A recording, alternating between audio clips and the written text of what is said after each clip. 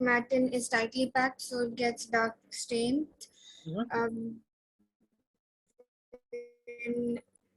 Yeah, and then we were discussing about the genetic material. It's not just about the The stain. transforming principle experiment.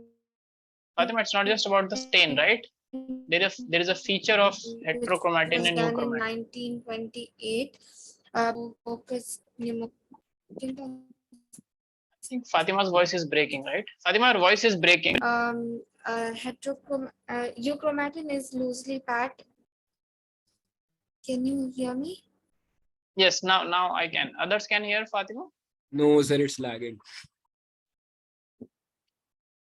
Fatima, start again. If let's see. From where? Yeah, it is still It lagging. still is lagging. Yes. Still lagging. Yeah, okay. How about Samara? Samara is here? Samara was here a moment ago, right? I think there are some network issues. So okay, let me give a summary then. Fatima, your voice is lagging. Alia, can you give a summary?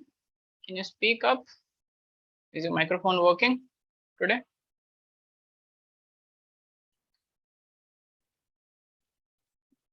No, probably not. Okay, so let me give a quick summary because Fatima's voice is lagging. Sorry, Fatima. Okay, you all can hear me clearly, right?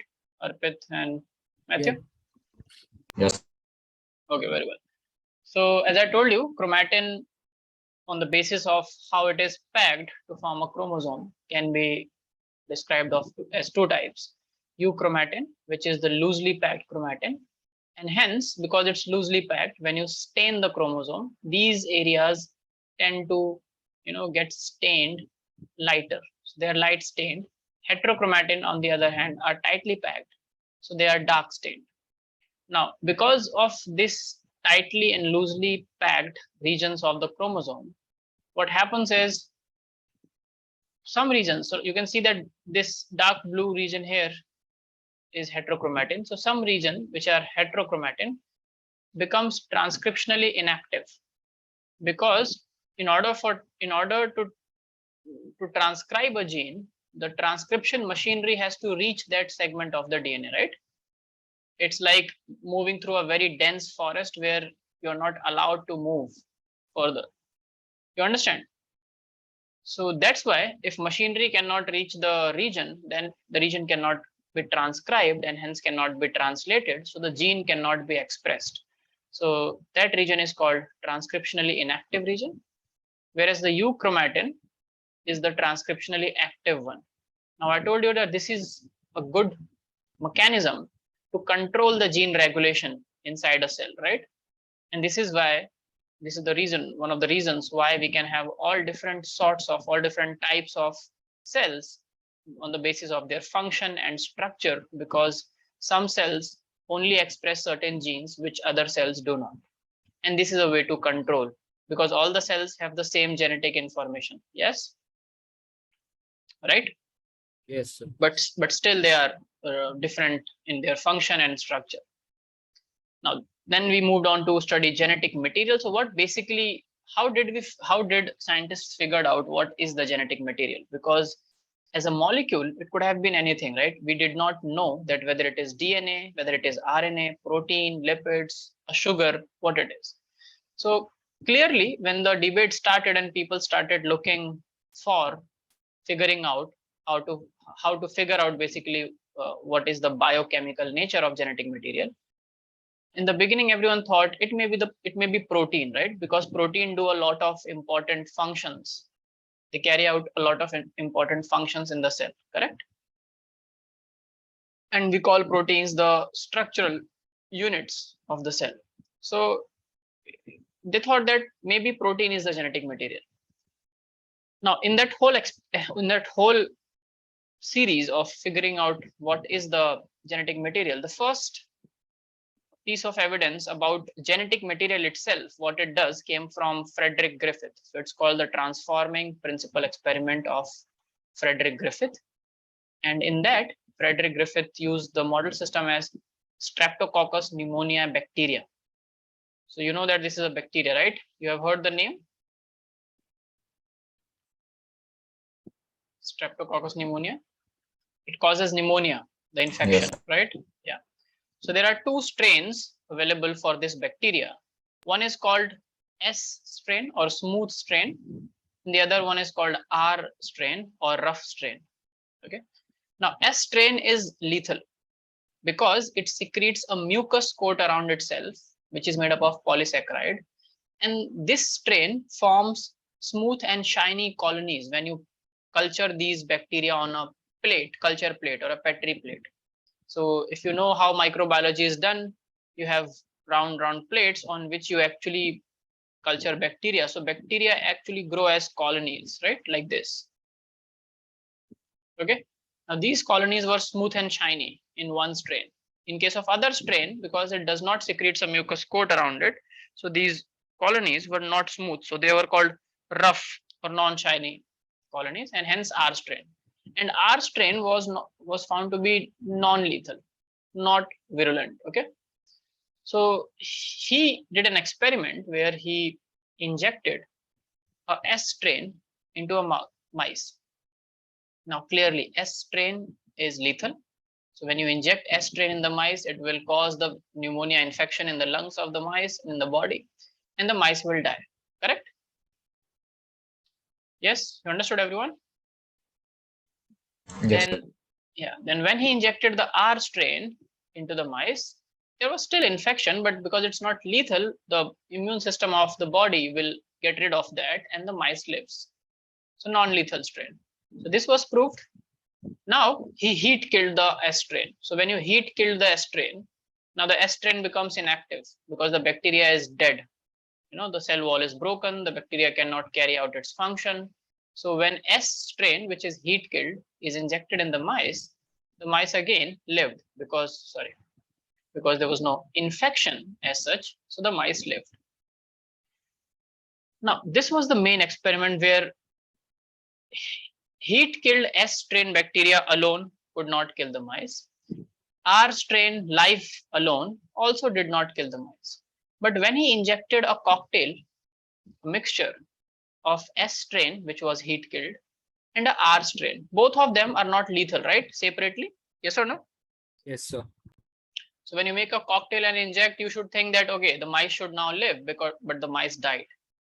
Why it died? Because Griffith concluded that R strain bacteria somehow was transformed from something that came from the heat killed S strain bacteria, because this is the only living thing that was injected. If any infection would have happened, it would have happened because of the R strain, but because it's non-lethal, mice should not have died.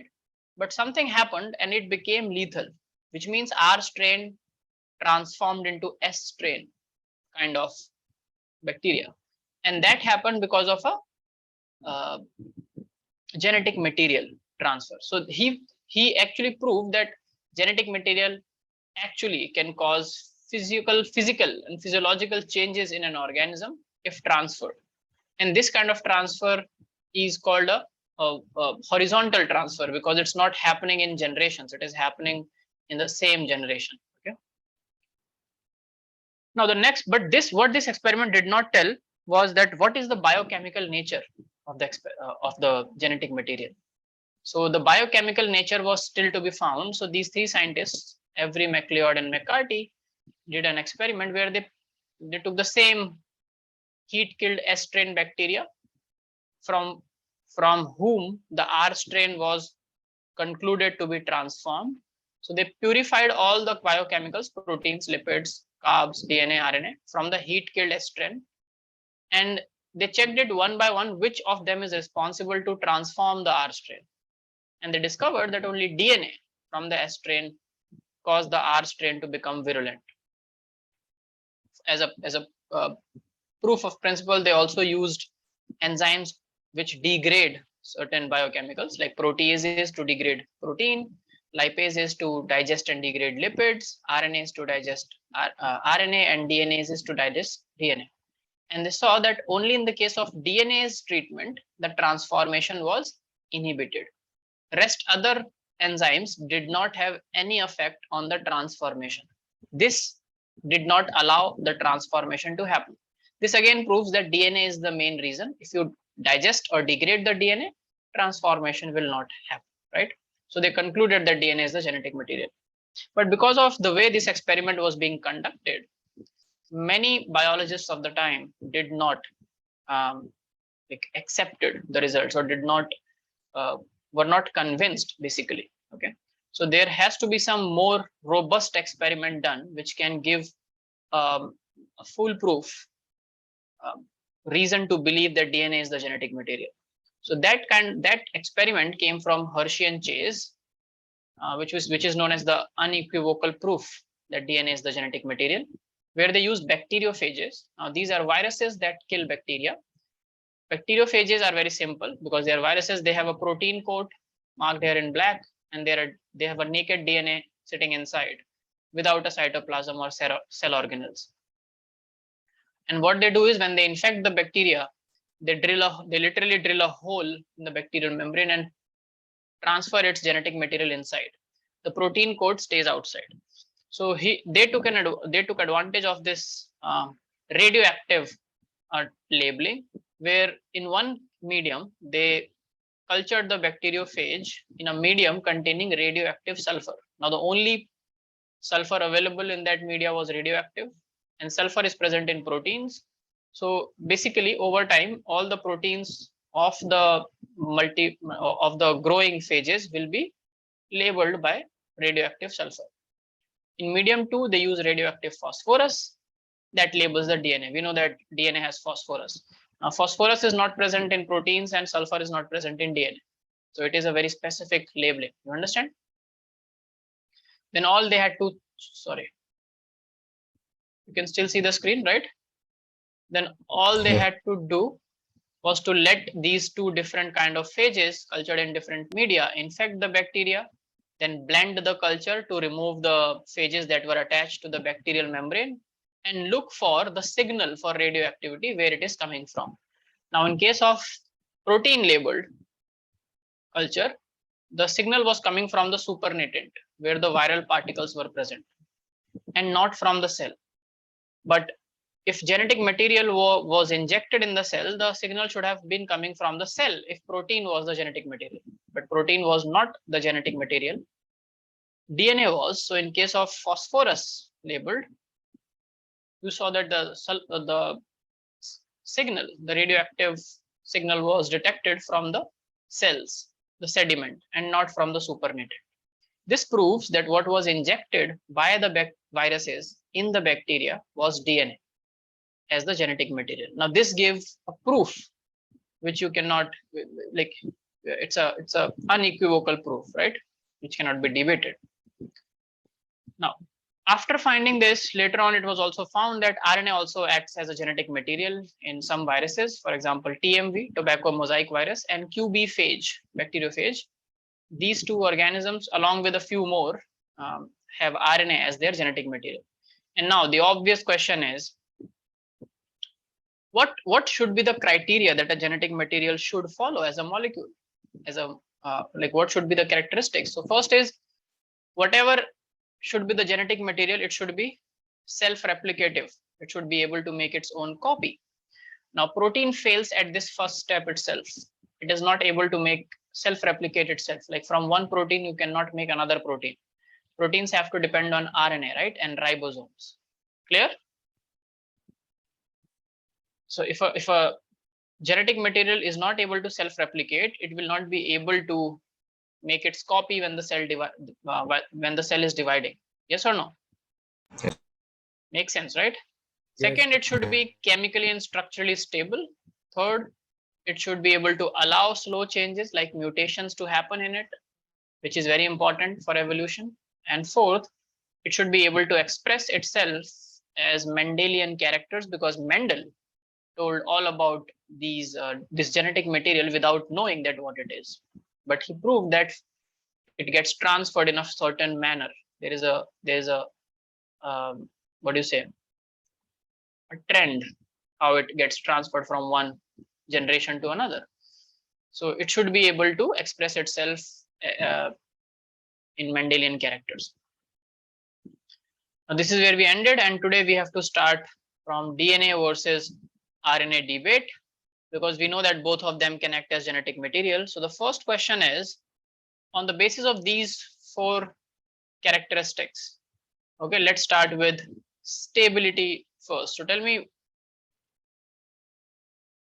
let's start with today's class, DNA versus RNA. Any doubt? People? No. No? Okay, tell me. No. On the basis of the first characteristics, which is stability, we know that the first point, self able to replicate, both DNA and RNA can do that. So let's come to the stability. So on the basis of stability, what do you think? Which one is better? DNA or RNA? DNA. Why? Yes, Fatima, good to see Because that. it has two Double chains. stranded structure. Yeah. Yes, it has a double helix structure. So yes, it gives it more stability, correct? And why is RNA not stable? Is it just because it is single stranded, so it's not stable? RNA has an open reactive hydroxyl group present at the second carbon, okay, of the pentose sugar. Now, what does this mean? Because they are single stranded, in order to bind, when you are bound with the other strand, all your chemically active regions are already bound. That's why you make a double strand, right? If a molecule has open exposed chemically reactive groups, it becomes less stable structurally because it becomes more reactive chemically. You understand? Chemically more reactive structures are structurally less stable. Yes or no? In chemistry, you must have read one rule: more energy, less stability. Less energy, more stability chemically, right? Yes, sir. Yeah. So write down DNA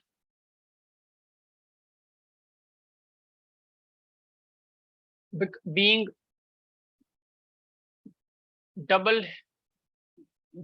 a double helix structure. DNA being a double helix structure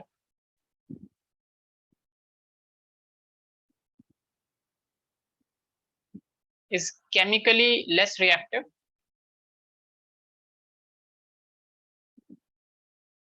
Is chemically less reactive and structurally more stable.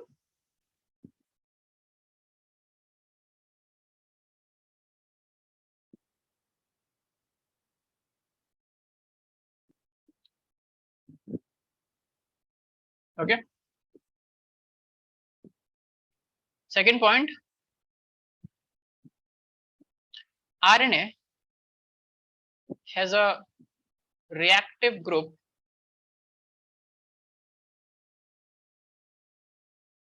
RNA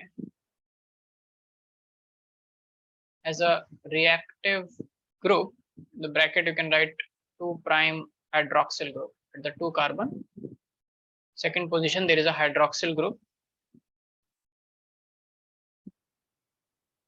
present in every nucleotide.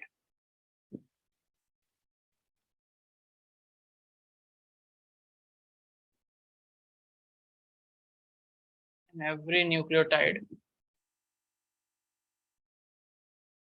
which makes it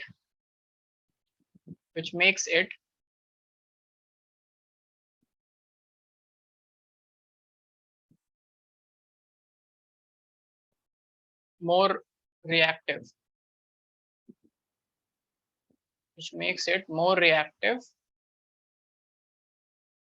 and easily degradable.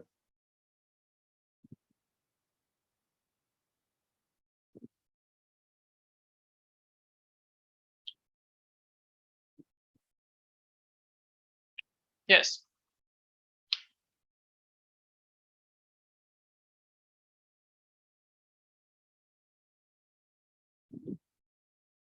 So this is clear. So we know that DNA has an advantage over RNA when it comes to stability, right? But there is one thing that RNA is also better at than DNA. Can you tell me what is that thing?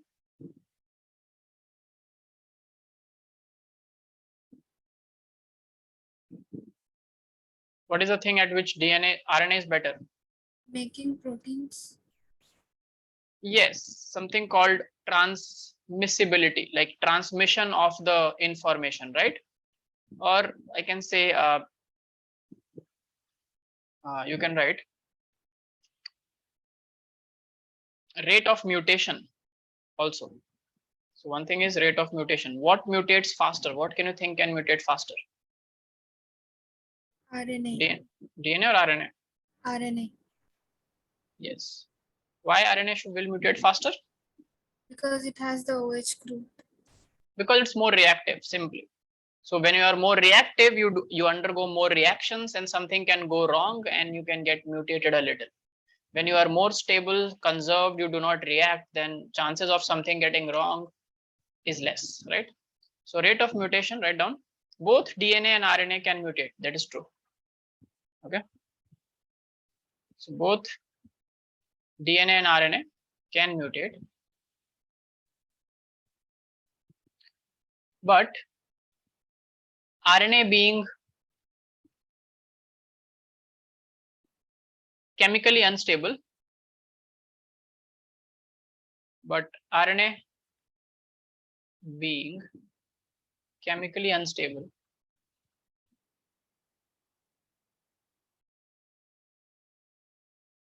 mutates at a faster rate.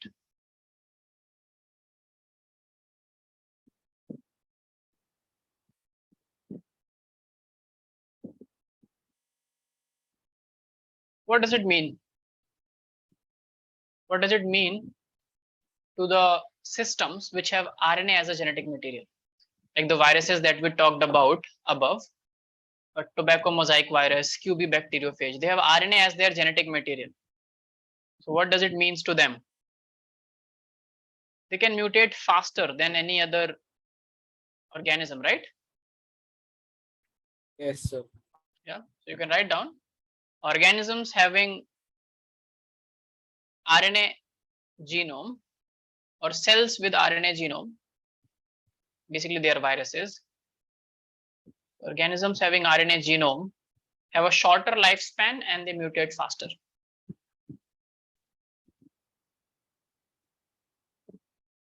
RNA genome carrying viruses have shorter lifespan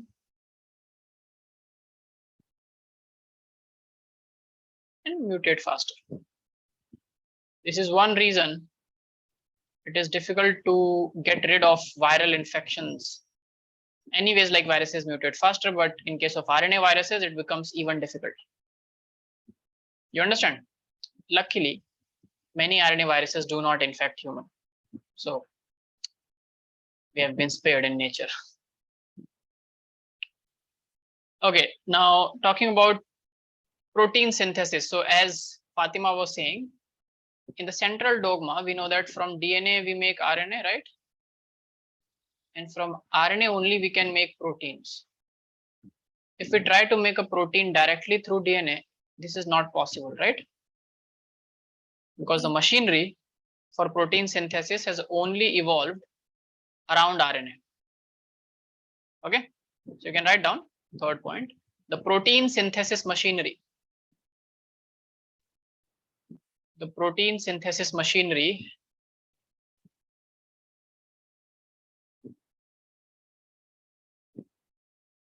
in biology has evolved around RNA and not DNA.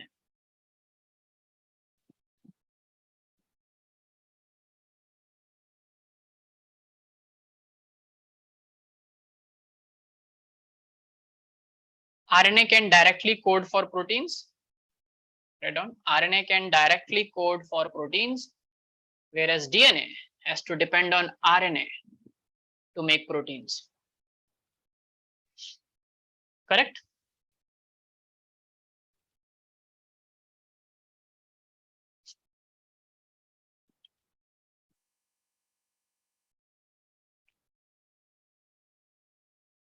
Now, if I summarize everything that we have discussed till now in one line, then I can say that DNA being more stable is a preferred molecule for storage of information, right? Yes or no? Yes, sir. You would only like to store information which is and in fact the information which is very vital. For example, if you have some very important files, you would not just like to store it temporarily into something which can get corrupt easily. You would like to keep it in something which is stable, like a protected hard drive or your system. Correct? You would not like to keep it in a just in a floppy or a disk or a pen drive, which is more prone to getting corrupt. So DNA is preferred for storage of genetic information in nature. Okay, because it's more stable. Whereas RNA is preferred for Protein synthesis. yes, transmission of genetic information. Correct? This is the one-line summary. Now we have a problem here. We have a dilemma. The next obvious question that comes is, what was the first genetic material that evolved? We know that RNA can be transcribed from DNA. We also know that bacteria, some of the viruses can make DNA from RNA. So in nature, both of these things are possible. And we are talking about the evolution. In terms of evolution, what was the first genetic material? Whether it was RNA or DNA? What can you think? RNA. RNA? Why? Why do you think it's RNA? How to remember this, or why do you think it's RNA? Why not DNA? DNA is more stable, right? So why do you think RNA was the first genetic material which is unstable? We are at a loss if we take RNA. And if RNA was the first genetic material, why now almost every genome is DNA and very few of them are RNA based? And those are mostly viruses, very simple living systems. No eukaryote or no higher organism has a RNA genome. Why?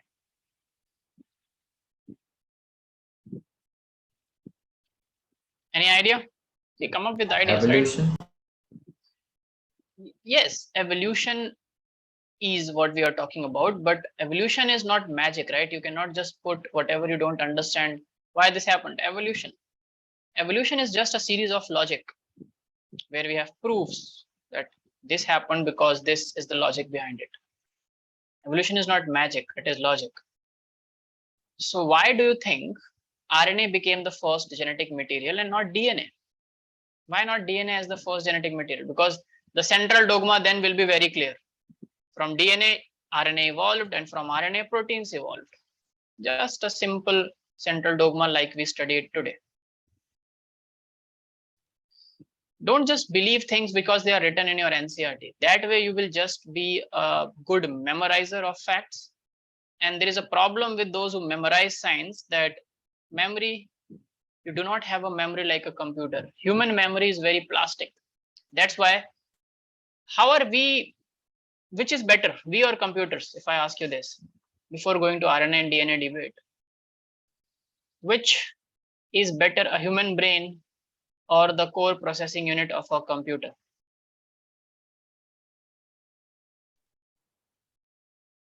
Yes, Arpit. Samira?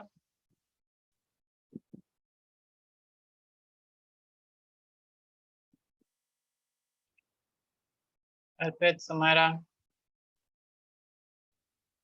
Matthew.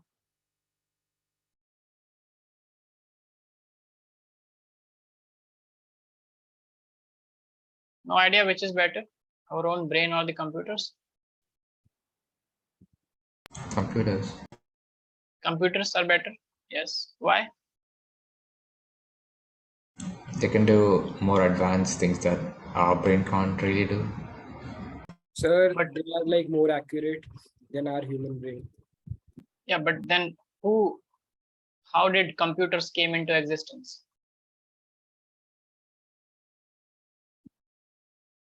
Who made a computer? A human brain, right? What is the whole inspiration of artificial intelligence? Natural intelligence, we.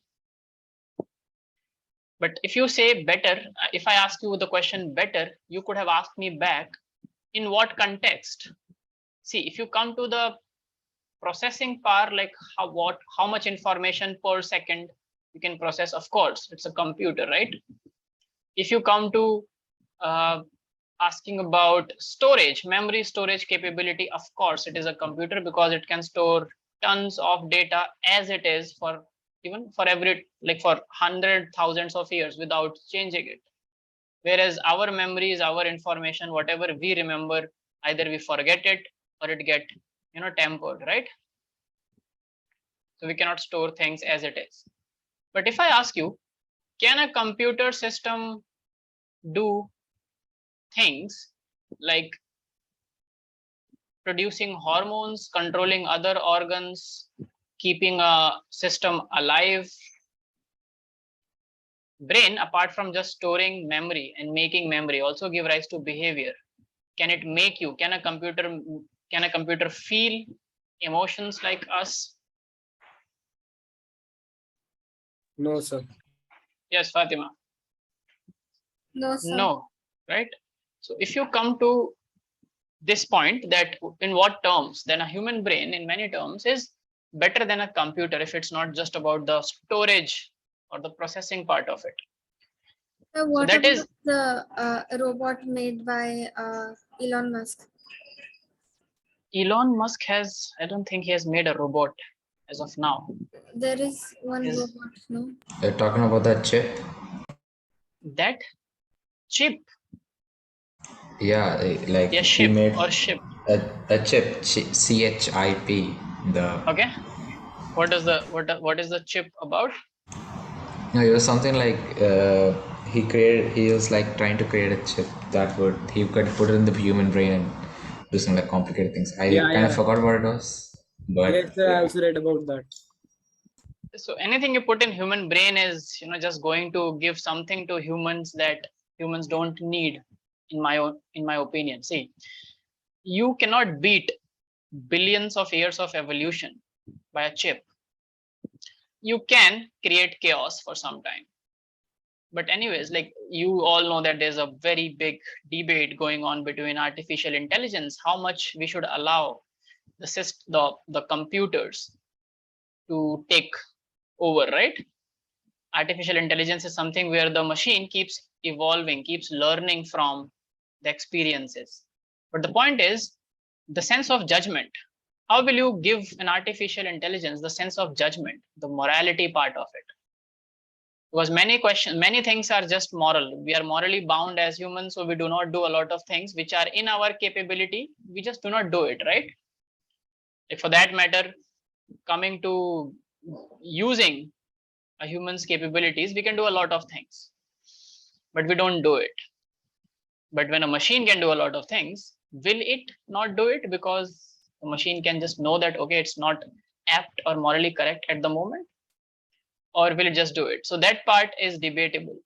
And I think that chip, whatever that chip is, I have not read about what chip you are talking about. If you're talking about Neuralink, it's not a chip, but I think many things are written the way they are written in newspapers or things which are not actual. So, but I think if you're talking about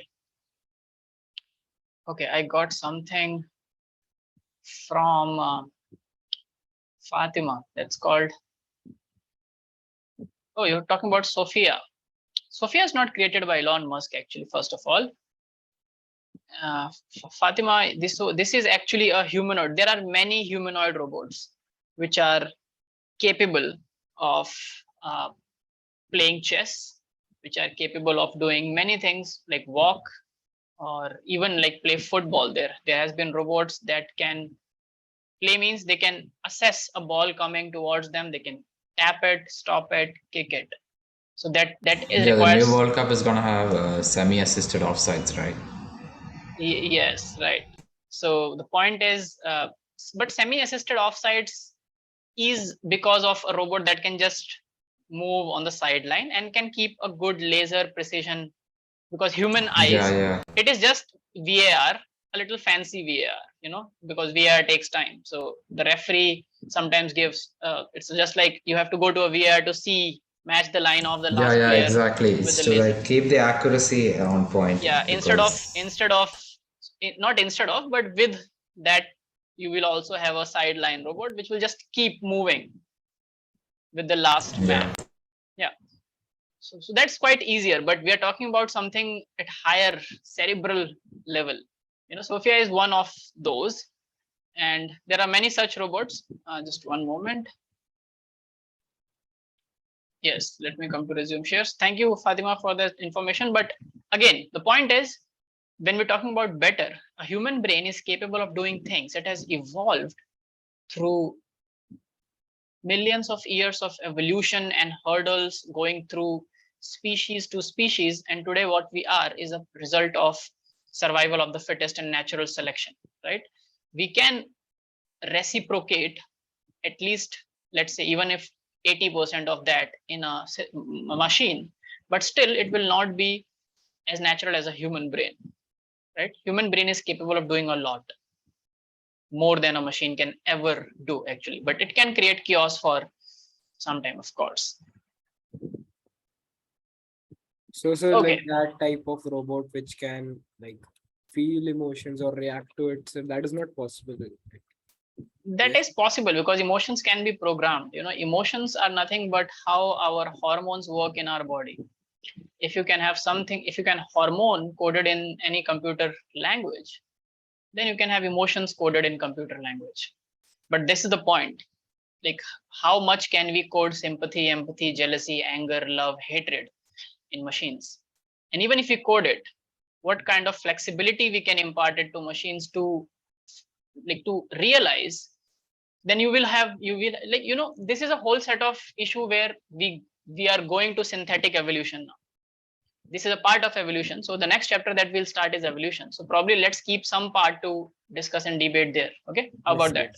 Yes, Yeah. sure. Okay, Arpit. And so I just want to come back to say similar kind of connotation to RNA and DNA. DNA is advanced, it's very, very stable, but you all said RNA was the first genetic material. Now I'm just asking, what makes you believe that RNA must have been the first genetic material? I gave you a hint that multitasking. DNA cannot do multitask, right? It can store information. If you have to get information out of it, it is a library. Go to the library, find the book, transcribe the book, make a copy, click a picture, come out with the information. DNA is the same thing. It is sitting right inside our nucleus. If any information has to be accessed, then the transcription machinery has to go inside, reach that segment of the DNA, transcribe a mRNA. That mRNA comes out in the cytoplasm, which will be now translated into protein.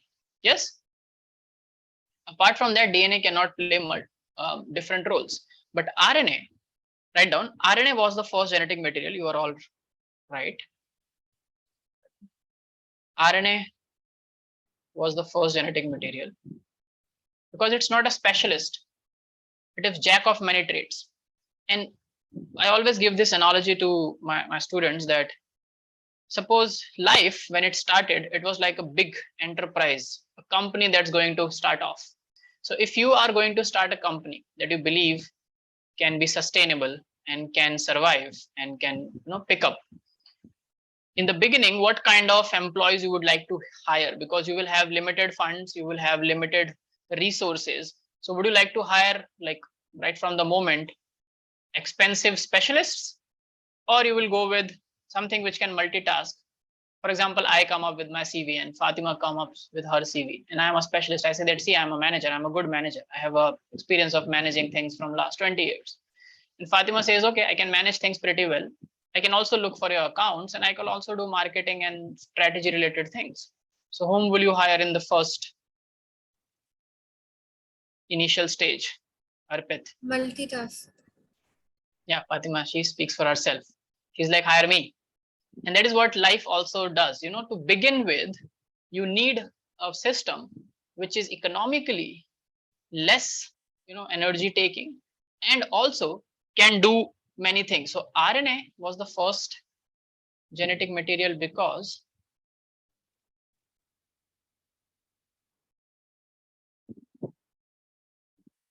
first thing is, today we know this because we have many evidences to suggest it. Write down. Essential life processes. The first reason is, the first evidence is that essential life processes, for example, like translation, which is protein synthesis, metabolism,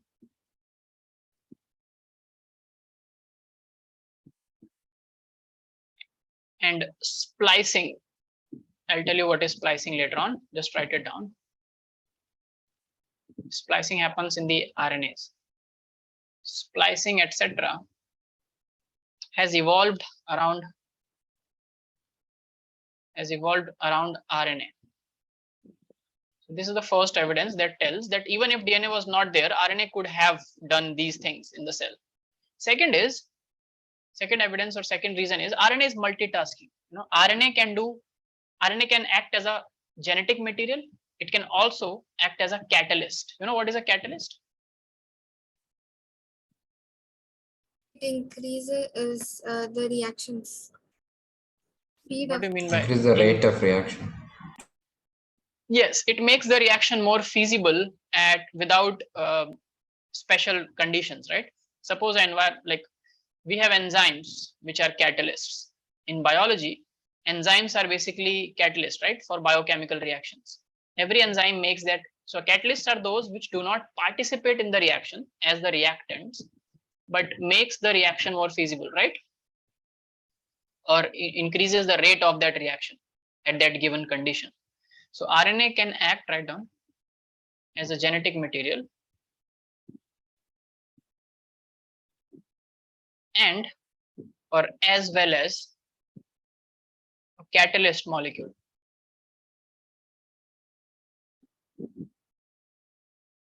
And these molecules are not called enzymes, they are called ribozymes. Make sense? Ribonucleic acid acting as an enzyme will be called ribozyme, right?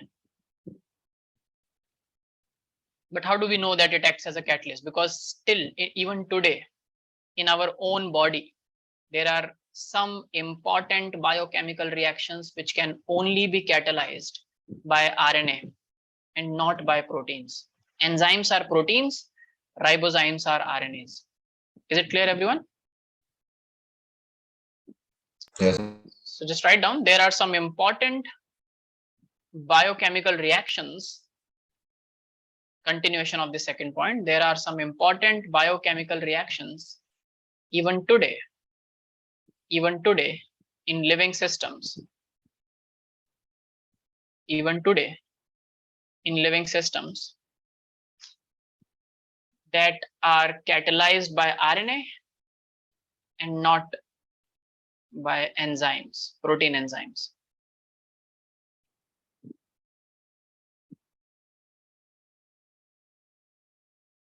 Okay. that are catalyzed by RNA and not by protein enzymes. So if today we have thousands of enzymes in our body, But still, if for some specific reactions we only have to depend on RNA enzymes, which are ribozymes, then it clearly tells us that to begin with, in a cell, if the genetic material could also behave like a catalyst and can make proteins, directly, then DNA was not required. And anyways, DNA was a much stable, energy-taking molecule. You have to evolve DNA, and it makes sense that DNA evolved from RNA. So last write that down. DNA evolved from RNA.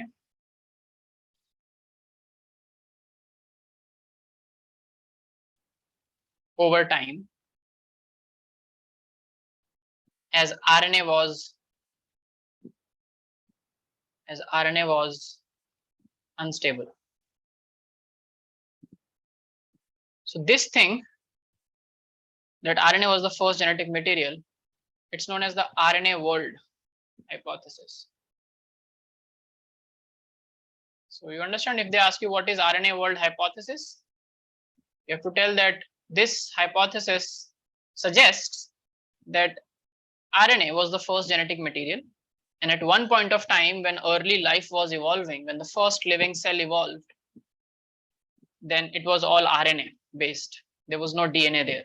So the world at one point of time, the living world, was dominated by RNA only. So that's called Rna World Hypothesis to begin with. Now the question is, you can again go back and ask, when the first living cell evolved, RNA was the genetic material. Where did the first living cell evolve from? Right? That part we will spare for evolution chapter. We will discuss evolution and I'll tell you what are the proofs that tells us how living systems evolve. The first living system came to existence. Okay, how did it form? Can we still do it? Can we still form living things?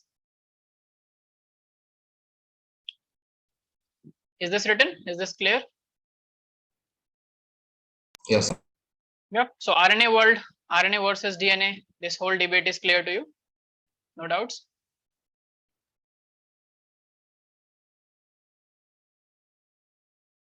No doubts, everyone? Okay. So let me start with the processes now, which happens around the genetic material, which is DNA. Basically, we are talking about the central dogma. So the first thing is DNA replication. Let's talk about DNA replication, where DNA makes more DNA. DNA replicates. Now, how do you think a DNA replicates? And how was it figured out that how does DNA replicates?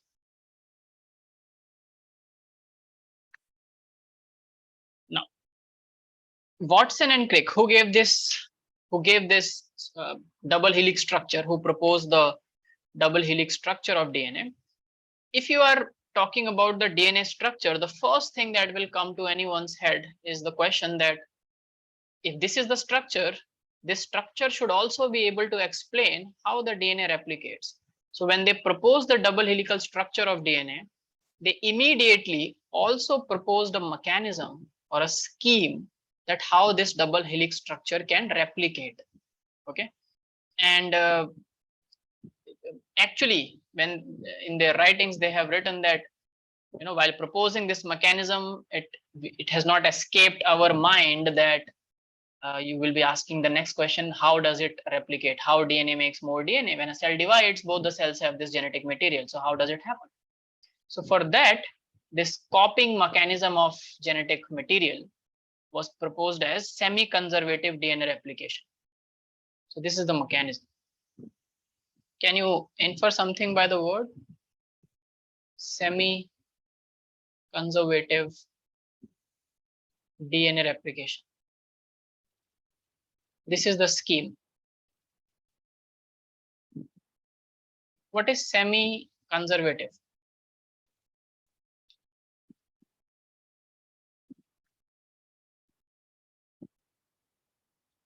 Semi. What does the word semi means? Semicircle. Half. Half. Yes, exactly. Conservative. Conserve means wildlife conservation. Save. Exactly. So something is being saved as half, and half is being produced new. Now, semi-conservative method just tells you that, let's say, this is the DNA. Sorry.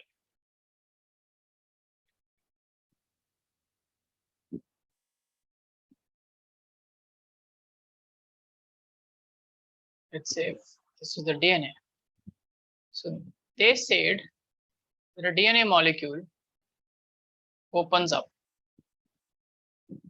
Okay. So this is a DNA molecule inside a cell. Okay, everyone. And Watson and Crick said that while replicating, the two strands separate and open up. And the one strand, which is marked here in black, remains the same. Okay. And when a DNA replicates, basically what happens is a new strand is synthesized around an old strand. You understand?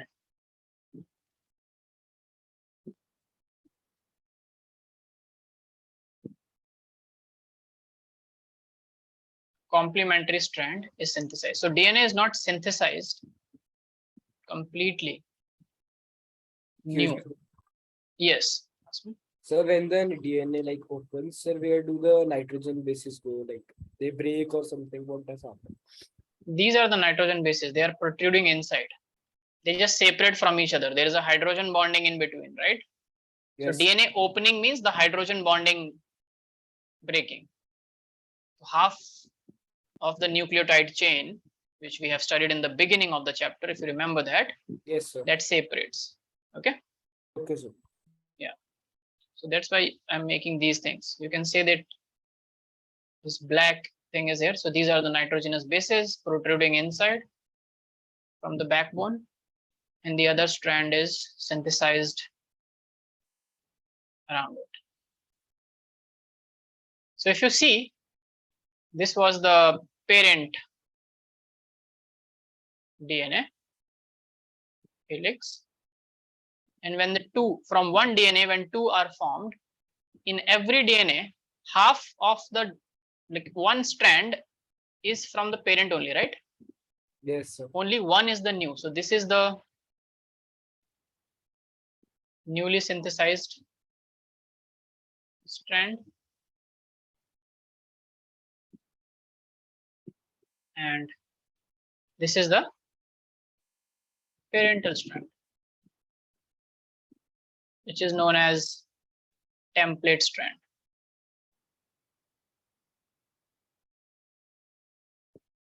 You understand? And because half is new, half is old, this is called semi-conservative DNA replication. Because semi, half, is conserved, is saved. Now, how to prove it? They proposed it that DNA replicates in a semi-conservative manner. So write down. First, let's write down. Watson and Crick proposed. Watson and Crick proposed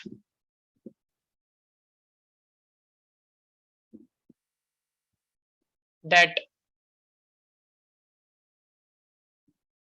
the DNA replicates.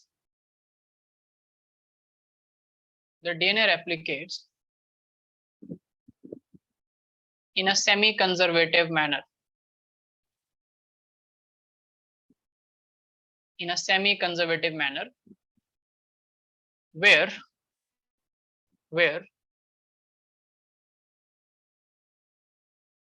the two strands separate,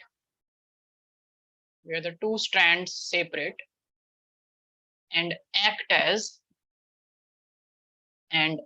as a template strand, for the synthesis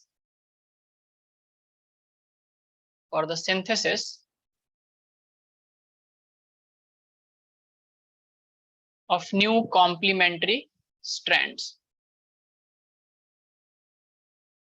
synthesis of new complementary strands. In other words, basically it means that after replication, each DNA molecule will have one old strand and one newly synthesized strand. Is it clear, everyone? Yes, sir. Okay, now let me just, I'm just stopping the share for some time. I have to bring and pull out an image to explain this thing better.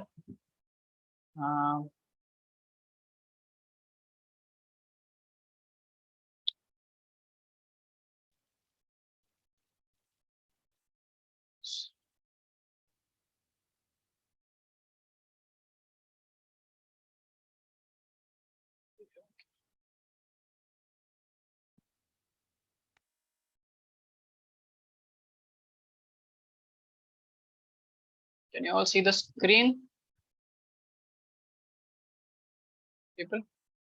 Yes, sir. Yes, sir. Yeah. So this is a figure that I have pulled out from your NCERT only. This talks about the experimental proof that indeed what Watson and Crick. So the experimental proof didn't came from Watson and Crick. They just proposed that because it's double helix, we believe that this must be happening, and this is the logical thing by which it a double helix molecule can make a copy of itself.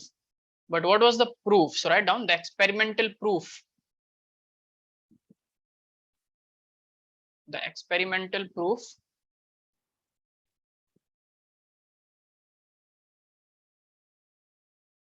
of semi-conservative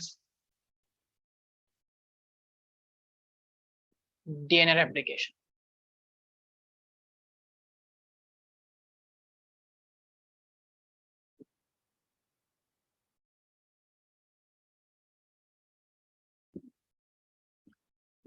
Now, if you were living in the time of Watson and Crick, after they proposed this, if you wanted to prove it, whether it's right or wrong, you don't know whether it's going to be correct or incorrect what they have proposed.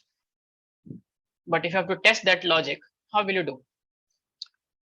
Let's say we have to test a hypothesis that one strand of the newly formed DNA is actually different from the newly synthesized strand. It is the older one. How will you do that? Do you have any logic in your head? Can you think of any logic? If we have to distinguish between the old and the new strand, simply in life, when you have to distinguish between old clothes, so you suppose you have a shirt, and you bought the same shirt, a new one. Will you be able to distinguish between a 1-year-old shirt and a new shirt? Yes, sir. There will be some logical, points you will follow, right? Yes, sir. Similarly, if you have to distinguish between an old molecule, which is already present when the replication started, and a new molecule that will now be formed after the replication, and they are both present in the same DNA molecule, one strand new and one strand old, how will you do that? Any idea? Matthew, Fatima, see if you can understand how will you do that. Basically, I'm asking you to think like these scientists. If you could think like them, you don't need to memorize what they did. It becomes logical. Whenever in question paper they ask you a question, okay, this is the question, so this is how it must have been done. Tell me, Arpit, what will you do? Arpit scored full in his biology exam, which makes me believe that Arpit is somewhere near these scientists when it comes to understand biology and think about it. Right, Arpit? With full marks, you have responsibilities as well. Yes, sir. It's not like you can just score full marks and say, sir, I don't know how to solve it. Then why did you score full marks? You scored full marks, which shows that you have potential to understand biology to the depth. So I'm asking you, how will you figure out that one molecule is new and the other molecule is old? Let me ask you a very simple question from day-to-day life.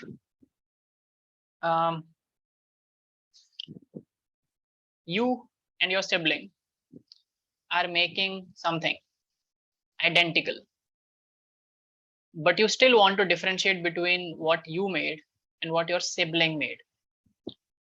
What is the one way? You'll put a stamp.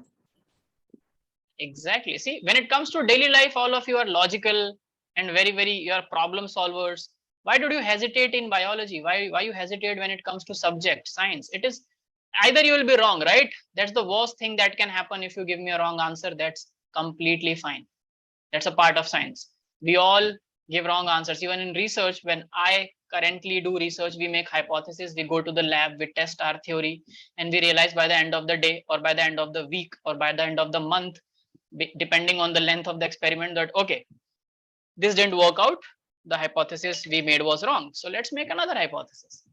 It's not like a scientist is okay, I thought this, let me do this. It never works. Science is all about giving wrong answers, and after one point of time you will be done with all the wrong answers. The only thing which has to be found is the right answer. So Fatima is correct. You have to put some kind of a stamp, right? A signature mark or something that can distinguish, or you can say, let's see, I am going to draw this tree with the black ink. How about you draw it with a red ink or a blue ink? Yes or no, Fatima? Yes, sir. That will distinguish that which is yours and which is your siblings art. So can we do the similar kind of thing for molecules? Of course. Painting them? Yes. Exactly. We are painting them. Let's go and paint biology red kind of thing. Let's go and paint. Let's see how can we paint it, because we don't have a very small, we can't have a paintbrush small enough to go and paint the DNA literally, but through logic we can actually paint it. So that's how it works. So let's see how can we do that. And apart from painting, I can also do many things. Like if I ask Fatima to do the art on a cardboard or a cartridge paper, which is a thick paper, right? And I ask Fatima's sibling to do the same art, whatever they are drawing, on a different paper, like a soft paper or a thin paper, right? So just by looking at the paper, so I gave Fatima the cartridge paper. So whatever the art is on the thicker paper is made by Fatima, without even looking at the signature or the stamp, even if it is done in the same ink. Correct? Yes or no? Yes, sir. These are some logics, right? I'm not asking you some rocket science, how Elon Musk made that chip. I'm not asking you that. And even if I ask you that, you can answer me that. What do you think, how he would have made that? Elon Musk just have an MSc in degree in science. He's just a master's of science. He does not even have a PhD. He's not a scientist. He's not a researcher.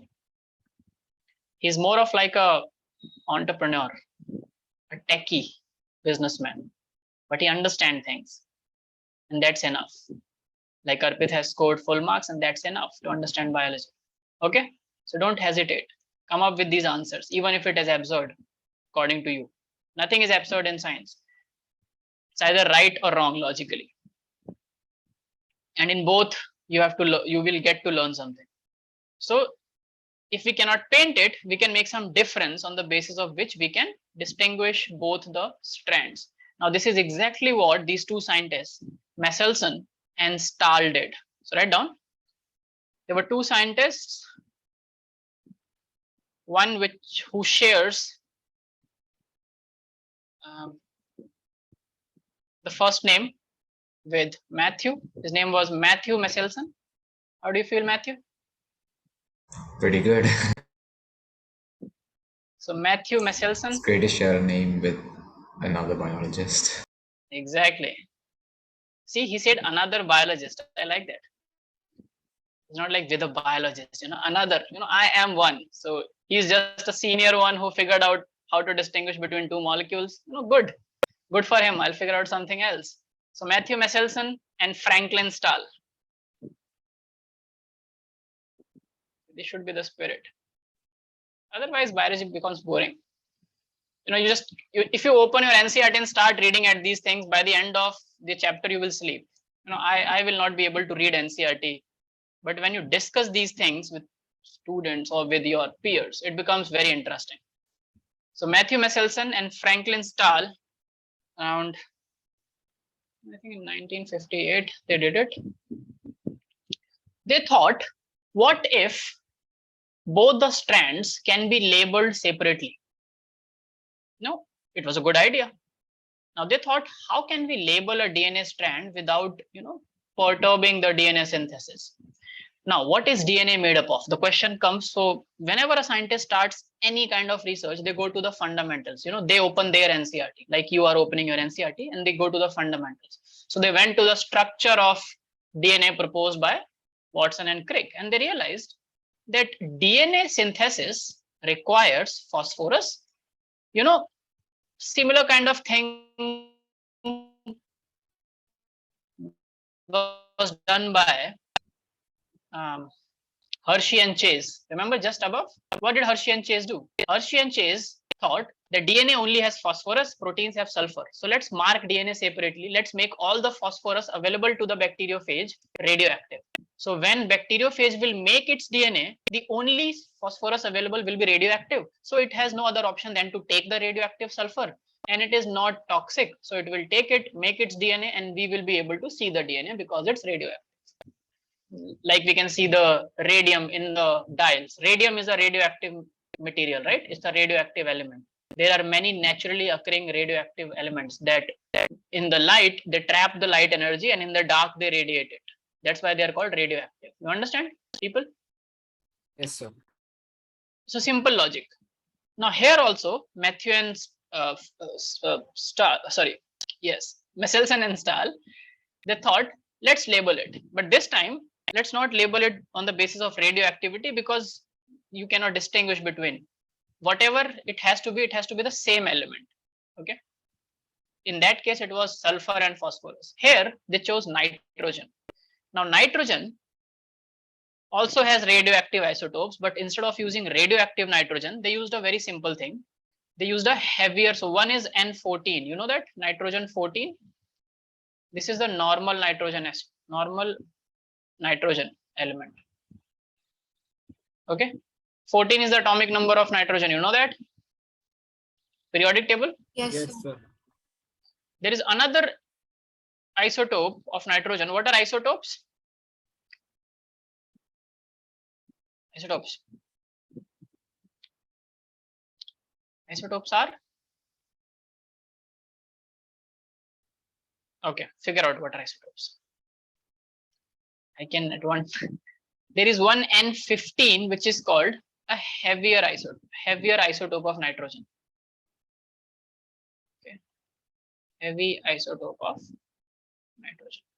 In the nucleus, the number of protons you cannot change. If you change the number of protons, the element's atomic number changes and the element changes, right? But there is one more thing in the nucleus that gives mass to the nucleus. You know what is that? People, structure of atom, class 9th. What is present in the nucleus of an atom? Protons and neutrons. Neutrons. So you can change neutrons, right? If you have to change the mass. Now, N15 is a heavy isotope of nitrogen. Remember, it is not a radioactive isotope. It is just heavy. It's heavier than normal nitrogen by 1 nucleon, okay, which gives mass. Now, they used these two different sources, and they did the similar thing. They took as a model system. You always need a model system in which you want to do this research. Here you needed a model system that have a DNA, and that is E. coli. E. coli is a bacteria, right? Bacteria E. coli. You took E. coli bacteria and they started growing generations of those bacteria, hundreds of generations, in a heavier isotope of nitrogen. So the only nitrogen available to them was a N15. So bacteria divides every 20 minutes. You know that? E. coli divides every 20 minutes. You know that? So in 20 minutes, what will happen? It will make the DNA. It will replicate the DNA, right? Make a copy so that both the DNA can go into different cells. Then those cells will make more DNA. Now the idea was, if we grow E. coli for many generations in nitrogen 15 only. So write down first point. Messelson and Stahl cultured E. coli bacteria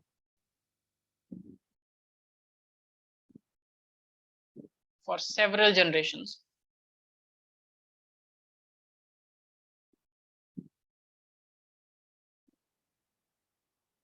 In nitrogen 15 N15 containing media.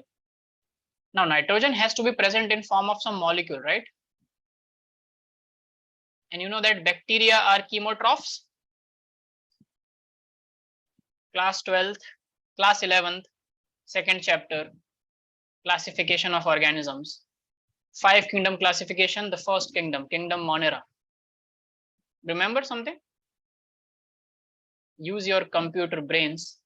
Sir, can you repeat what you said? I said class 11th, second chapter, first kingdom, kingdom Monera. In that kingdom, there was the mode of nutrition of that kingdom. What is the mode of nutrition in Monera? Bacteria belongs to Monera kingdom, right? Yes, sir. How do bacteria get their food? They can both be autotrophs and heterotrophs. They can get their food through chemosynthetic mode also. They can directly take the chemicals right from their surroundings, right? So if you grow bacteria in this ammonium chloride, NH4Cl. So the nitrogen here is the source which this bacteria can use for its DNA synthesis, right? Because it needs. Why do we need nitrogen? To make nitrogenous bases, right? All the bases have nitrogen, yes or no? Yes, sir. For that, you need this. You need to culture the bacteria in a nitrogen media, which is containing NH4Cl. Now, what you will do is you will make this NH4Cl using N15 only. So this NH4Cl will be N15H4Cl. It's a heavier, containing a heavier isotope of nitrogen. Is it clear, everyone? So when you do this culturing for many generations, because one generation take only 20 minutes, so it's not very difficult. And let's say even if you do it for a week, after a week, all the bacteria which will be present in your culture will have nitrogen 15 in their DNA. At every base, they will have nitrogen 15 because they have been doing it for generations after generations using heavy nitrogen. Yes or no? Yes, sir. They do not have access to a normal nitrogen. Correct? Yes, sir. Now, this is where the experiment starts. After culturing, they started with, so what will be the result if you culture E. coli bacteria in N15 medium? As a result, the two strands of the DNA will have N15 and N15, right? Both the strands will have N15. And this is where they started the DNA experiment from. So they took that E. coli, which has been cultured in nitrogen 15. Look at this figure. So the heavier strand is marked with red. So to begin with, both the strands are heavy, right? N15, N15. Yes or no? Yes, sir. Yes, sir. Then they will allow that bacteria carrying heavier nitrogen to just grow in normal medium. Just transfer those bacteria to a normal medium containing.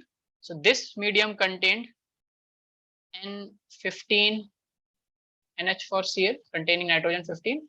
This here, then they will allow it to grow in a new media. The new media will contain simple NH4Cl, the normal nitrogen 14. Simple, right? Very simple experiment. Yes, sir. What will happen after 20 minutes? After 20 minutes, one bacteria will divide into two. And one DNA will also replicate into two DNA, right? And if the semi-conservative method is correct, then this heavier isotope, both the heavier strands will separate apart. And the new strand which is formed, the complementary strand which will be formed, it will only use nitrogen 14 from the new media, the normal media in which it is being cultured, right? So after 20 minutes only, you will get two strands in which one strand will be N14 and the other strand will be N15 based. Yes or no? And after 40 minutes, you will get 4. Now what will happen? These 2 strands again will open up. And there will be 2 templates. One will be a heavy template, one will be a light template. The light template will make another complementary light template, because here also NH4Cl normal is there. Here also N14 H4Cl is there, right? So after 2 generations, just after 40 minutes, you will have 4 strands, 2 of which will be hybrid. We call this hybrid strand because it has half heavy, half light chain. And these 2 strands are called light strands because both the chains are light. Light means really in terms of weight. Now the heavy DNA, heavy strand, the hybrid strand, if you run it or if you try to separate it through a centrifugation technique. Now this centrifugation that they did was cesium chloride, CSCl based. Cesium chloride based. You know that cesium is one of the biggest atoms and chloride is small. Cesium is a very big element, chloride is small element. So cesium chloride based centrifugation was done. And when you centrifuge something, it's like you keep something in test tube and rotate the test tube at a very high speed so that gravitational force works. So heavier the substance, farther it will be in the tube. You understand? Yes, sir. Simple logic, right? Have you ever been on a round merry-go-round? Yes, sir. So the faster it goes, the heavier, and the heavier the person it feels more force, right? With respect to weight. So this DNA molecule containing heavier nitrogen will feel more gravitational force and be displaced farthest and will be present here at the end of the tube. Whereas the hybrid one will be present somewhere in the middle, right? And the lighter chain will be present at the beginning. It will not go that far because it's lighter chain. And just because after 20 minutes you got only, so there was only heavy DNA detected, and after 1 generation all the DNA was hybrid. There was no heavy DNA. What did this mean? It means that the only way it is possible was that semi-conservative replication happened, and to become a hybrid DNA, 1 strand has to be heavy, 1 strand has to be light. If it was not semi-conservative, let's say if it was like this, that there are 2 strands and both strands will get copied into this. So this is a complete new synthesis, right? Both the strands are new here. In this case, we would have got a band here also, a heavy band for this and a light band for this. No hybrid band, right? Hybrid band can only come when there is semi-conservative method. You retain half of a heavy strand and half of a light strand. Is it clear, everyone? Sir, but how can all be the hybrid ones, sir? You told me. Because all the heavy ones opened. Paint both your hands red. Okay. Imagine now. Yes, Arpit, you have painted both your hands red. yes, sir. And you have to join it like this. Yes, sir. Now, if I have to, I am there, you open both your hands and my hands are not painted. And I contributed one of my palm with your heavy red painted hand, another palm with your red painted hand. Yes, Now both the hands which are folded will be half red and half non-red. Non-red. Yes, sir. This is the only way that half is red and half is non-red, right? Yes, sir. If you are holding both the red hands together and I am holding both the non-red hands together, you can easily distinguish. One is purely red, one is purely non-red. You understand? Yes, sir. So if the replication was not semi-conservative, from one heavy strand, we would have got one heavy and one light, no hybrid. But because they've opened and the other one was complementarily formed using the nitrogen 14, that's why we got all hybrid and no heavy. Okay. Yes, sir. Got it. Make sense now? Yes, sir. Yes, sir. Yes. So this was a very like genius way to prove. And this, Messelson and Stahl's experiment, Matthew will be happy because this experiment is regarded as the most beautiful experiment ever done in biology to prove a concept so clearly, because you can see the bands of the DNA, and after 20 minutes you have to lyse the cell, extract the DNA and run it on the centrifugation tube. But you can see with your eyes that the band shifts after every generation, right? Yeah. So it's let's write down something about this. First point, Messelson and Stahl grew or cultured E. coli on a medium. Messelson and Stahl grew E. coli on a medium containing heavy isotope of nitrogen for several generations. And you can write in bracket the chemical that they used, ammonium chloride, NH4Cl. So they cultured it on NH4Cl containing N15.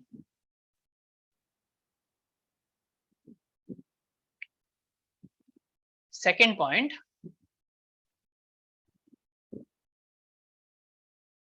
as a result,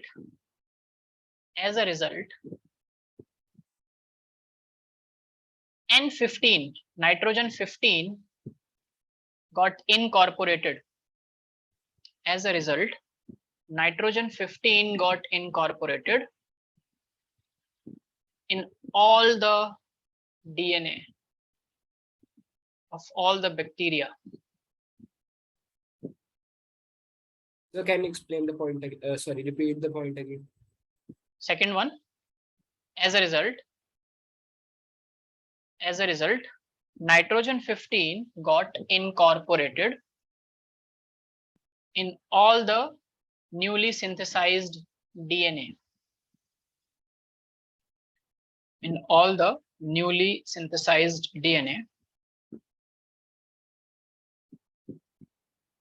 And it's not like only DNA has nitrogen, proteins also have it. Amino acids also have, and other components also have nitrogen. So everything in the bacterial cell. So you don't have to just think that only nitrogen got heavier. Everything in the cell that contains nitrogen over generation got heavier. But then what they did was they did not take anything else. They just extracted DNA out of it. And it's easy to extract DNA out of it because DNA can be extracted. It's soluble in alcohol. So you can just extract it through alcohol extraction mechanism. This is a routine technique we do in the lab to extract genomic DNA from any cell. You just have to burst open the cell, lyse the cell, okay, and lyse the nucleus if it has. So it's prokaryotic. Prokaryotic organisms do not have a nucleus. So once you lyse the cell, everything is out. Then you only can take out DNA from it through an extraction method. So other thing you don't have to worry about. So write down. Third point, this heavy DNA can be distinguished. This heavy DNA can be distinguished from the normal DNA.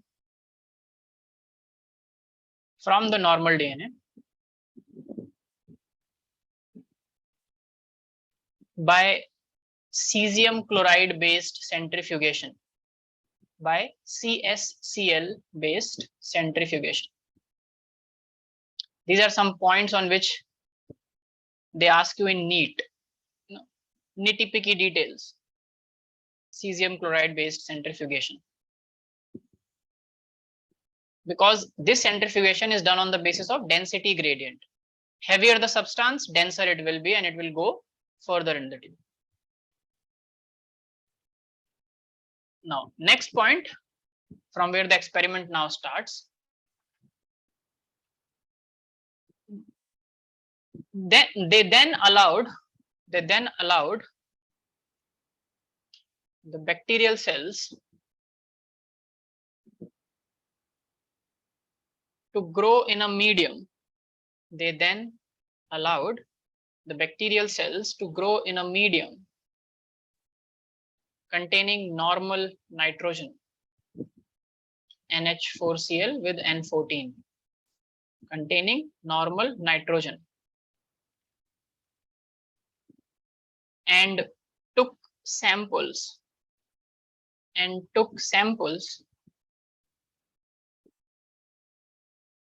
of the extracted DNA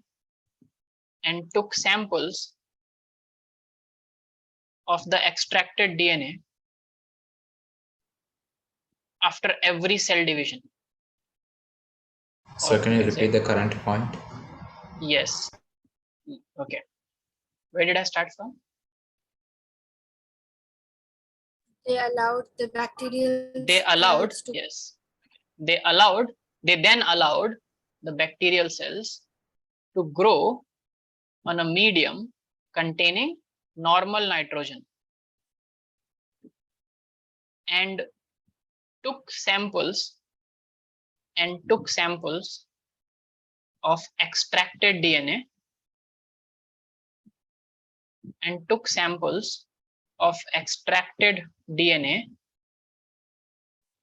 after every cell division, which means every generation. Bacteria divides by cell division, right? Fission. After every cell division. And measured the densities of the DNA through centrifugation. And measured the densities of the DNA through centrifugation. And measured The density gradient, whether it is heavy, hybrid, or light. Measured the density gradient of the DNA through centrifugation.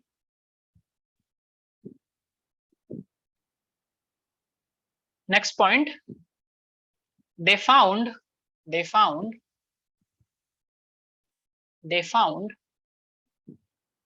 the DNA extracted from the bacterial cells, they found that the DNA extracted from the bacterial cells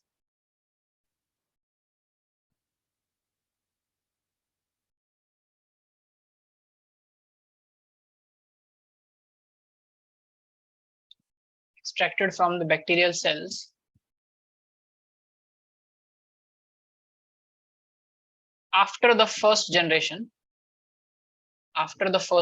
like in first generation, after the first division from first generation, had a hybrid density. It was not heavier anymore. None of the DNA double helix was heavy. All the DNA double helix were hybrid after the first generation. So can you please Sorry? after the first division from first generation? Can you repeat from after the first division from first generation? First generation had a hybrid DNA. All of these cells had a hybrid DNA after first generation, which you can also see in this figure here, right? They all have hybrid DNA. To begin with, they all had heavy. After first generation, they all had hybrid. And in the after the second division, like in the second generation, they also had light DNA as well as hybrid DNA, but no heavy DNA. Heavy DNA can never come back now, right? You understand? Because once these two strands have separated, they can never join back again.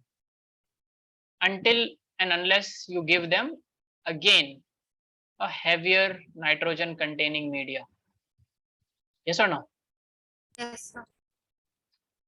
Okay, let me test your concepts. After the first generation, when I cultured for 20 minutes in a normal nitrogen containing media, after the first division, if I again transfer them into a heavy nitrogen containing media, what will be the 4 strands like? Sir, they will all be heavy. No, not at all. Wrong. You're not applying your head. This way you will not get full marks again, Arpit. Strands will be heavy, and Sorry? two strands will be heavy, Yes. and 2 of them will be hybrid. Perfect. Now explain this to Arpit. Fatima. So the medium will be heavy nitrogen, right? So one of the green strands will make will pair with the red, will make a red strand because the medium Yes. is the heavy nitrogen. I am not very good at explaining, but I understood it. Yeah, you're doing it. You're doing great. Continue. Okay. For the red strand, the medium will be red. The medium will be N15. So it will be heavy, and that's why the strand will also be heavy Wala strand, which is Yes. the red one. And so it will be red and red. And previous one was red and green. And same for the other DNA. Okay. So she tried her level best. I think we should appreciate her for that. What she basically was saying is, if this is the after first generation, this is the DNA of both the strands, right? Arpit? Sir, what was the question actually, sir? Okay.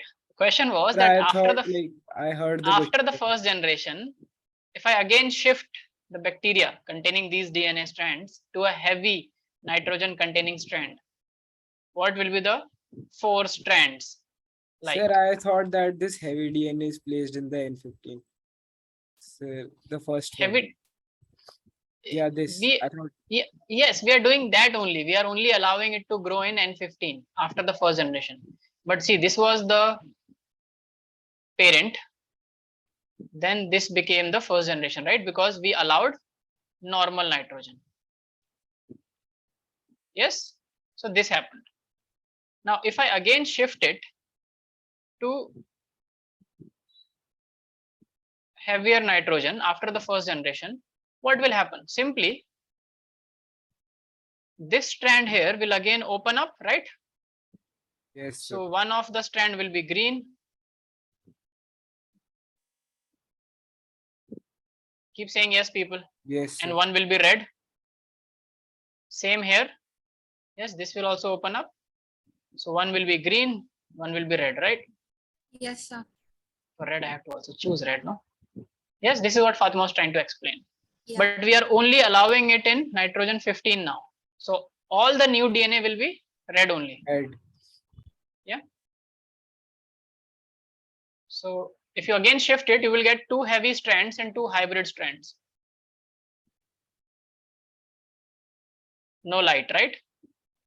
Yes. And all of them cannot be heavy. Wrong, sir. That is why I did. Okay, but you understood the concept, right? Yeah, right? Yes, sir. Now it's clear. Very good. You will get full marks again. Don't worry. Clear to everyone, Sumaira, Matthew? Yes, sir. Very good. So this was Messelson and Stahl's experiment, and this proved that a very similar experiment was also actually done by I don't know if this is in NCERT on beans. This faba beans. You know faba beans? No, Some people are allergic to fava beans. No, These sir. are beans, fava beans. Go and figure out what are fava beans. You must have had it also in your. Sir, can you spell it? FABA, it's written here. FABA beans. These are beans. One specific variety of beans. Beans, you know, no? Vegetable beans. You don't know beans? Yeah, I know beans, sir. So faba bean is just one kind of bean. We call it, I think in Hindi, in India, we call it same ki fali. Same or something like that. I don't know for sure. But just look at the picture, you will realize what I'm talking about. So yeah, Fatima understood. On internet, and Yeah, this is the beans like we eat. Yeah. Yes, Ah, yes, that's right. Many people are allergic to faba beans because they contain one chemical that is allergic to people. So a similar kind of experiment was done, and around the same time also, Why Messelson and Stahl's experiment was chosen over that, I still cannot understand, but they use radioactivity. Right from Hershey and Chase experiment, they realized, okay, let us also do a radioactive tagging. And do you know that they tagged thymidine, okay? Thymidine is in one of the bases, right? They tagged the whole thymidine with they made a radioactive thymidine. And in the new, in the next generation, when they did not allow radioactive thymidine, then they saw that in the radioactive thymidine signal is only coming from one strand and not from the other strand. But again, it was just about one base in thymidine. That was also a very good experiment to distinguish between the two strands and say that it is semi-conservative. So the similar kind of experiment was done. For you to know, you should know this. It can, for your NEET, that the name of scientist I think was Taylor. I don't know what were the other scientists' names, but I know this Taylor and group. Try to figure out, okay, more on this. What Taylor and group did on faba beans, and the keyword is radioactive thymidine.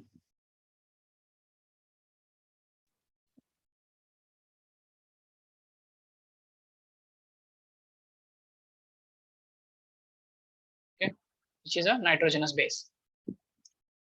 They also figured out that it is semi-conservative in fact. But this was more elaborate, and you are just making the whole strand heavier. Yes. So you can just centrifuge, see different bands with your own eye, and every time you do it, you see beautiful different bands separate, right? Okay, so this was just another experiment that proved DNA semi-conservative method. Nature. Semi-conservative replication.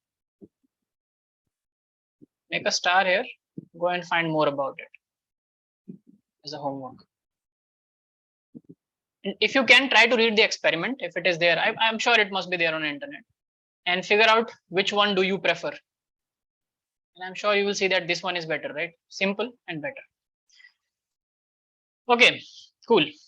Now, so after knowing that it is in fact a semi-conservative mode of replication, so I have this one figure for you, which I wanted to see. You can see the screen. Can you see this figure that I have pasted here? Yes. So this explains, I like this figure because this explains the semi-conservative mode very, very clearly with everything marked which you need to know. Now, I hope you all can take a screenshot if required, right? What are your screens? If you're using mobile screen, you can take a screenshot. Even if you're using laptops, you can take a screenshot, right?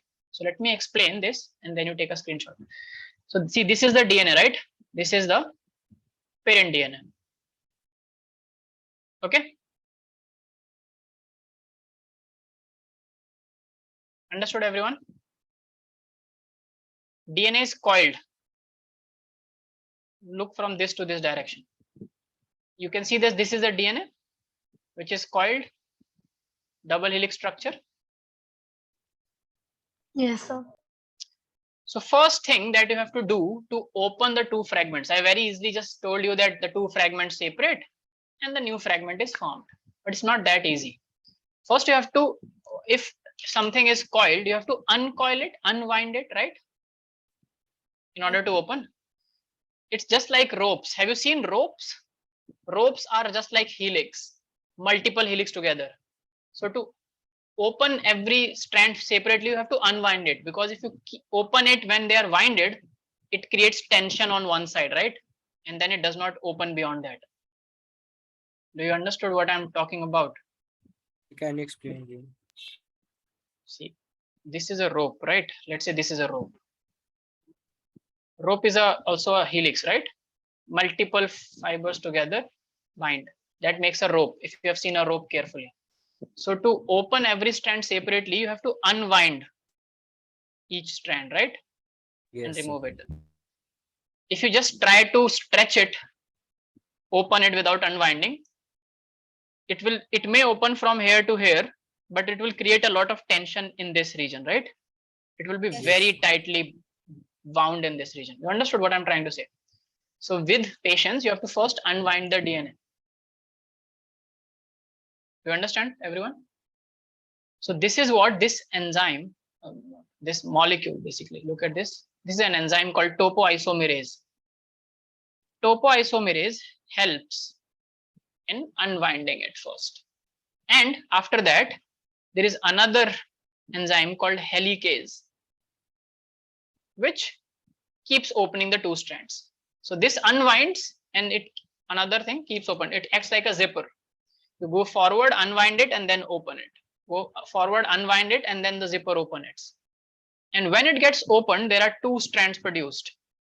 This is the one strand, and this is the other strand, right, of the parent DNA. And the enzyme, so first enzyme which is important is topoisomerase. Second is helicase. This unwinds DNA, double helix. This is not in NCERT, but that's why I'm telling you through this figure, but it is asked in entrance. Second is helicase, opens up two strands. Or you can write separates the two strands. Then the third thing after separation, what do you need? To make the, because single strand is unstable, you only told me, right? That's why RNA is unstable, right? So single strand is unstable. So to stabilize, there are some single strand binding proteins. They bind in the region which is still single strand, so that DNA damage and unnecessary reactions does not happen. So these are for stability. See, everything is taken care of in biology. So single strand binding proteins bind to the single strand to make it stable. By the time, this is the main enzyme, DNA polymerase. As the name says, it is of two are there, Pol A and Pol alpha and phi, which they are polymerizing two different strands. But for your knowledge, you have to know that DNA polymerase is the enzyme, and it is called DNA dependent DNA polymerase. Why it is called DNA dependent? Because it is making new DNA from on the basis of a pre-existing DNA template only. So DNA dependent DNA polymerase. Remember, I told you that there are some viruses which can make DNA from RNA. Retrovirus. Yes, they can make DNA from RNA, right? Yes, so there sir. also, the enzyme which is making DNA is DNA polymerase, but that is called RNA dependent DNA polymerase. You understand? Yes, sir. And if we are making RNA from DNA, what will be the enzyme's name? Now, can you guess without memorizing? RNA dependent DNA polymerase. But that is what I said. DNA I'm dependent asking. RNA polymerase. Yes, DNA dependent RNA polymerase. Okay, Fatima, we are making RNA, so the polymerase has to be of RNA, but we are making it from a DNA, so it should depend on DNA. DNA dependent RNA polymerase. You said RNA dependent DNA polymerase. That is used in reverse transcription. Understood, Fatima? Yes, sir. Okay. So this way you don't, if you understand the concepts, you don't have to memorize it a lot. So this is the third and the most important enzyme. Now the interesting thing about this enzyme is it has a direction of function. It can only synthesize strands in 5' to 3' direction. This is the problem. Now look here. These are the two strands, 3' and 5'. Let's follow this 5' strand. It goes here, and this is the strand which has 3' here at the end. So if it has a 3' at towards the end, DNA polymerase can work easily. It can keep producing into a new strand in a 5' to a 3' direction, and it will be continuous, a continuous strand. You understand? Yes, sir. Keep going. As the DNA keeps opening, you keep making the strand because you are in the right direction. But the problem comes in the other strand, which is 3' to 5' already. Okay. So in that strand, the new strand that has to be synthesized in an opposite direction, 3' to 5'. But that is not the direction in which DNA polymerase works. So DNA polymerase finds a way. It says, okay, you open the DNA segment and I will make it in an opposite direction. So let's say this much DNA is open. So the polymerase, DNA polymerase will sit here and make a strand in opposite direction. You understand? Because it can only make in 5' to 3', right? By that time, it is making this strand, DNA is open a little bit more. Then again, it will sit and make another small fragment in this direction. Again, DNA will open more. Again, it will go back and sit and keep producing fragments like this. So you see that on the opposite strand, the DNA synthesis is not continuous. It is in fragments, right? Yes, sir. So that strand where the new DNA which is synthesized is in fragments is called lagging strand. It is slow. It lags because there is an additional problem there. The strands are discontinuous. Lagging strands or discontinuous strands. And the strand where the direction of DNA synthesis is same as the direction of polymerase action, which is 5' to 3', it is continuous. It is called the leading strand. No problem at all. Keep going. In this strand, in the lagging strand, the fragments which are synthesized are called Okazaki fragments. These fragments are called Okazaki fragments of the new DNA. And these Okazaki fragments have then to be pasted together, right? You cannot keep it fragmented DNA, no? So that is done by DNA ligase. So DNA ligase, it actually, what do you say, ligase binds the DNA together, binds DNA fragments. Who was the scientist who discovered Okazaki fragments? Okazaki was the scientist. The name fragment, the fragment's name is given, I think, if I'm not wrong. You have to check once. Can anyone check quickly? Who discovered Okazaki fragments? I think Okazaki is a name.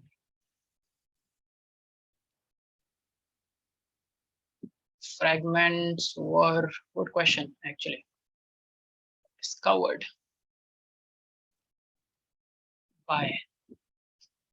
Just say it is Okazaki. It's Reiji Okazaki. Yes, I was also doing it, but my mobile internet is very slow. So yeah, okay. It was Okazaki, right? That's why it's called Okazaki fragments. He said that, on one strand, there will be fragments of DNA. People asked why? Because he said, okay, because polymerase can only work in one direction continuously. So for the other strand, it has to keep coming back and making fragments. You understand? Synthesize, come back, synthesize, go back, synthesize. And then those Okazaki fragments are pasted together by DNA ligase. It ligates. Ligation means joining.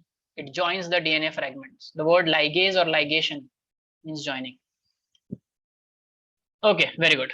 So this is how the synthesis happens. Okay. What's happening here? Can you take a screenshot, everyone, so that you can revise this?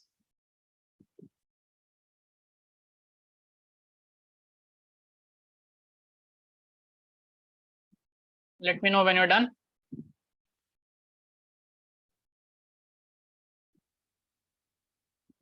Now I have almost explained you how DNA replication happens, but some dictations about the machinery. So your homework is, and this part here, can you see that it has forked? So this is called DNA fork, replication fork. This whole diagram is of the replication fork, where the DNA opens and everything happens in that open space. Okay. So your homework is you have to go and read write down the machinery, DNA replication machinery and enzymes that play part. NCERT, I think, only talks about DNA polymerase in detail, but know that topoisomerase, helicase, and ligase are other important enzymes that can be asked in entrance.